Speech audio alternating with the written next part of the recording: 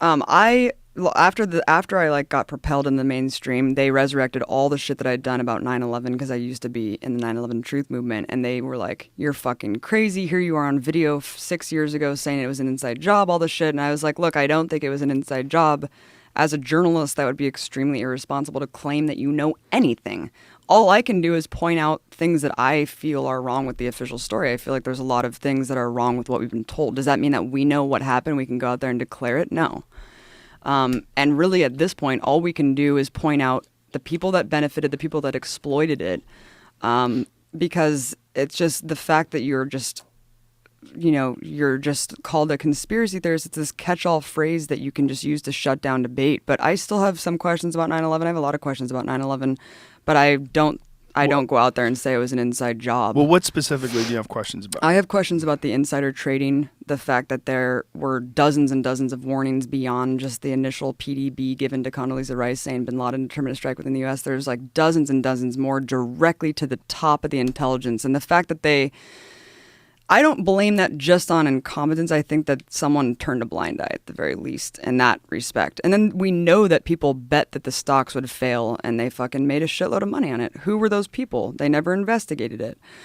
So there's just certain things like that make me raise eyebrows. But, do I go out and say Building 7 and shit? Like, no, because I just think at this point, all we can do is point to the questions that we have and point to how they've used the event. But I think that in terms of all these school shootings and shit, the problem with this movement is that it started off, I was drawn to it because I'm like, I like to question the narratives that I'm given because I think that they lie about a lot of shit and rewrite history. But then it's turned into this kind of conspiracy culture where there's like a conspiracy like fucking Inc.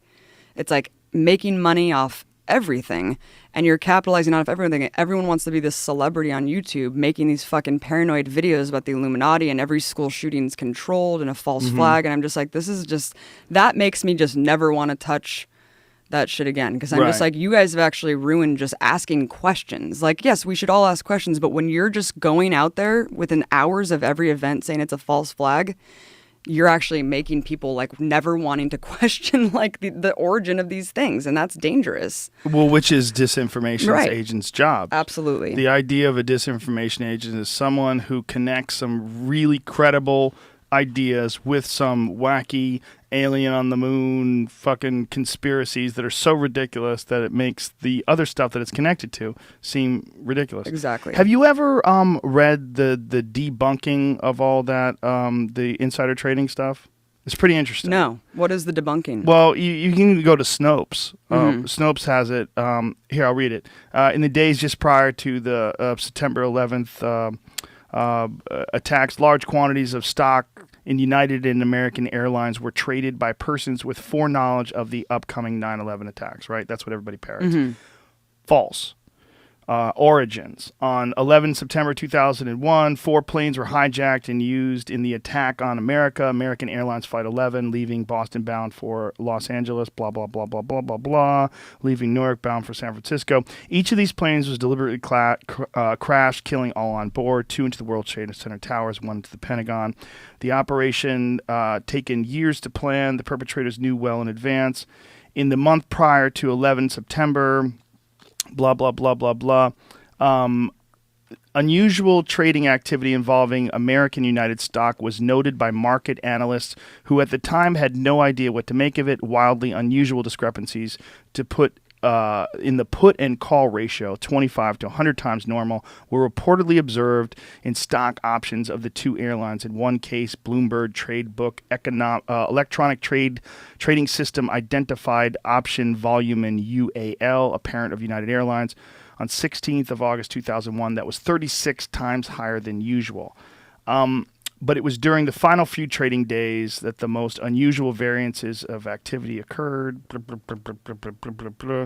Okay, highly publicized allegations of insider trading of advanced 9/11 generally rest on reports of unusual pre-9/11 trading activities in companies whose stock plummeted after the attacks. Some unusual trading did, in fact, occur, but each such trade proved to have an innocuous explanation. For example, The volume of put options, instruments that pay off only when a stock drops in price, surged in the parent company of United Airlines of September 6th and American Airlines of September 10th. Highly suspicious trading on its face, yet further investigation has revealed that the trading had no connection with 9/11, and a single U.S.-based institutional investor with no conceivable ties to al-Qaeda purchased 95% of the UAL puts on September 6th as a part of a trading strategy that also included buying 115,000 shares of American Airlines on September 10th. Similarly, much of the seemingly suspicious trading in American on September 10th was traced to a specific U.S.-based options trading newsletter faxed to its subscribers on Sunday, September 9th, which recommended these trades. The SEC and FBI, aided by other agencies and the securities industry, devoted enormous resources to investigating this issue, including securing the cooperation of many foreign governments. These investigators have found that the apparently suspicious consistently proved innocuous. So what they're saying is that the same company also bought a shitload of shares. What source is this? I know it's on Snopes, but what's the actual citation? It's a good question. Because I just read the CBS report because someone was asking about this, and I wanted to refresh my memory. And I mean, people to this day claim that they still don't know, and even the 9/11 Commission said that they didn't investigate who made money off the attack because it was of little practical significance. So if that's explained, that's great. Mm-hmm. That still doesn't explain how Rumsfeld and Ashcroft and Willie Brown were told not to fly.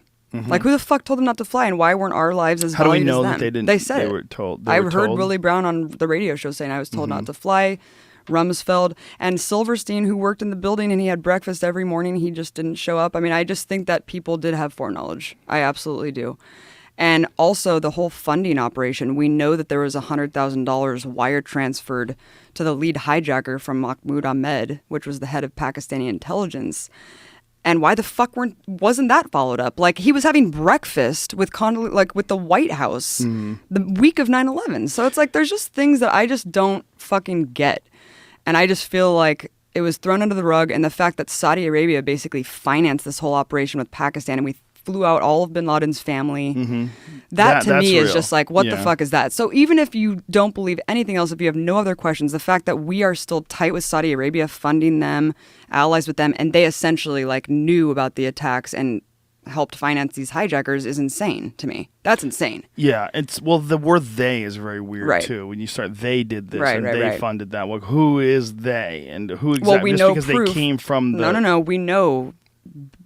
Bob Graham. Look at fucking Senator Bob Graham. Has been screaming about this on the floor for the last 10 years, saying they actually do know that they were financed by the Saudi Arabian government, that the Saudi Arabian government knew, and the intelligence services knew about these hijackers, where they were, and it's just unbelievable. And is it possible that our allegiance to Saudi Arabia financially is greater than the desire for justice?